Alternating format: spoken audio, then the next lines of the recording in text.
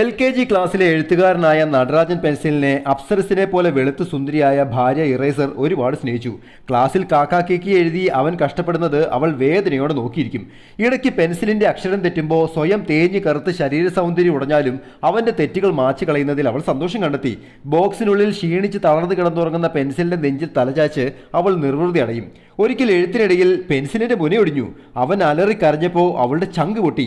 അവനെ പൊക്കിയെടുത്ത് അവൾ doctor ബ്ലേഡിന്റെ അടുത്തെത്തിയപ്പോൾ doctor എത്രയും പെട്ടെന്ന് സർജറി ചെയ്യാൻ പറഞ്ഞു. സർജറിക്കുള്ള പണം കണ്ടെത്താനായി അയൽക്കാരനായ ഡോംസ് പെൻസിലിന്റെ അസിസ്റ്റന്റായി അവൾ ജോലിക്ക് പോയി തുടങ്ങി.